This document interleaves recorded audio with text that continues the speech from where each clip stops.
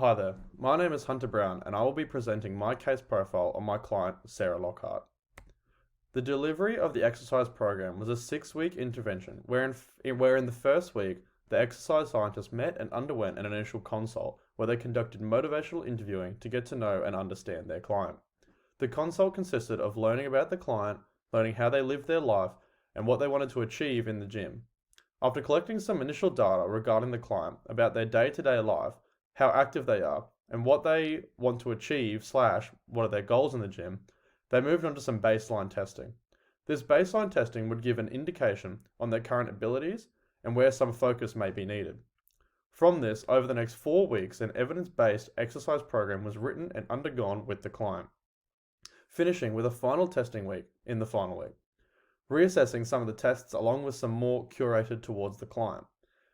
The evidence-based exercise program consisted of basic gym sessions whilst also building healthy behaviors and habits within her daily life.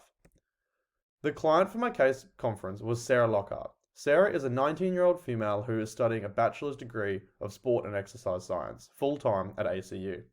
She is also currently working part-time as a bartender.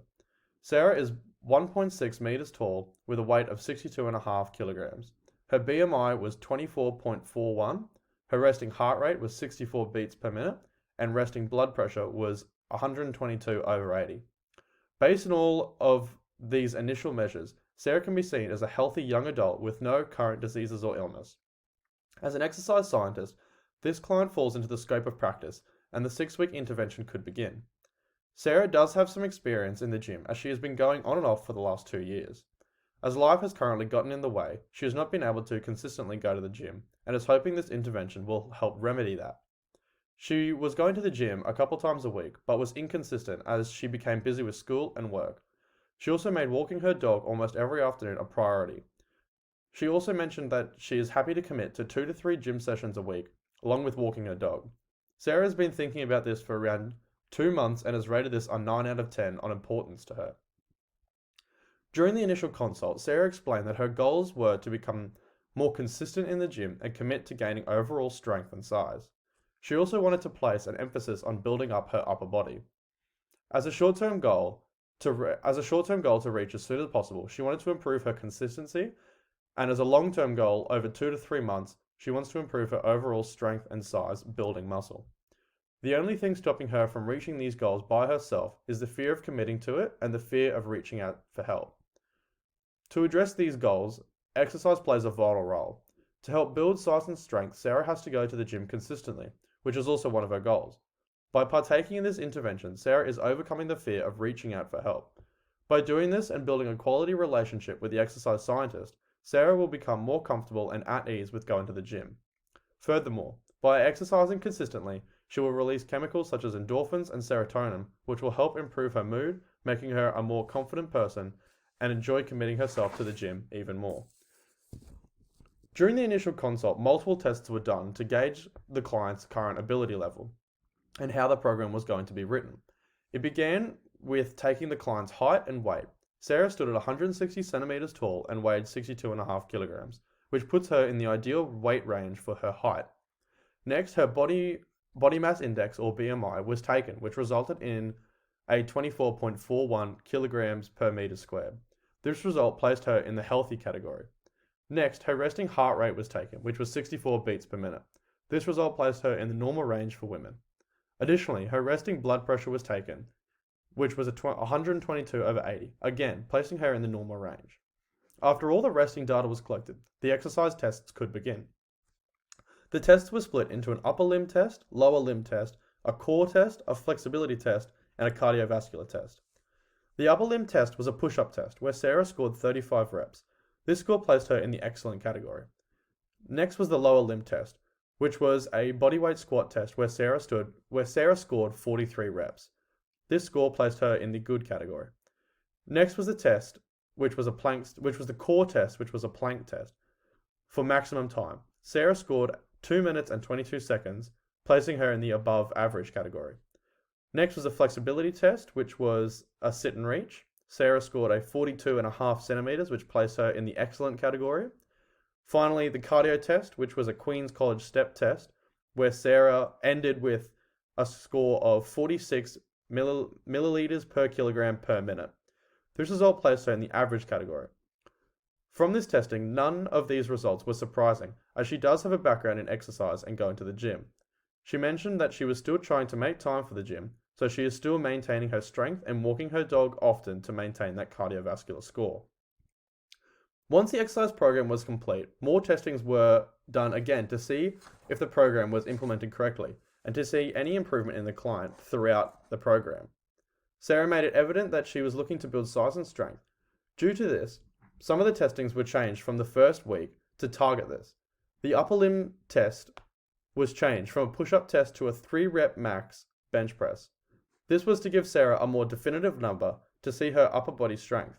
The same logic was used when swapping the lower limb squat test to a 3-rep max back squat. These were the only two changes made to the testing protocol. During the post-exercise program, Sarah managed to score a bench press 3-rep max of 62.5 kilos, a 3-rep max back squat of 65 kilos, a plank test score of 2 minutes, which even though she did worse, kept her in the same category of above average, a sit and reach score of 42.5, which kept her in the excellent category, and finally a cardio score of 47 milliliters per kilogram per minute, which was better than her last and took her into the good category. Looking at these results, it can be seen that from the program, Sarah has improved her VO2 max score by 1 milliliter per kilogram per minute. Whilst 1 milliliter per kilogram per minute does not sound like much, through the consistency of going to the gym, her body has required more blood flow to her muscles, requiring her heart to work harder. By doing this test, it has shown thus that her heart has become more efficient and stronger at moving fresh blood around the body whilst doing exercise. The pre-exercise program tests were selected because they are broad tests and can be applied to anyone to gain a basic understanding of their current abilities. After speaking with Sarah and building a relationship over the program, I could gauge how important building the size and strength was. Therefore, the testing protocol was changed to suit her. Based off the protocol, now she has a more definitive number to work from, and even in future programs work off those percentages to make big strides in her strength gains. As can be seen, an example of what Sarah's program looked like, as she wanted to focus on building muscle, strength and size, she wanted to focus on building muscle strength and size, the program would begin with heavy compound movements to target muscle strength as much as possible. After this, the session would move more into the hypertrophy style training to help fatigue the muscle and build size. As Sarah's goal was to focus more on her upper body, the program was split into 4 sessions a week. The sessions being push, pull, legs, and an upper body session.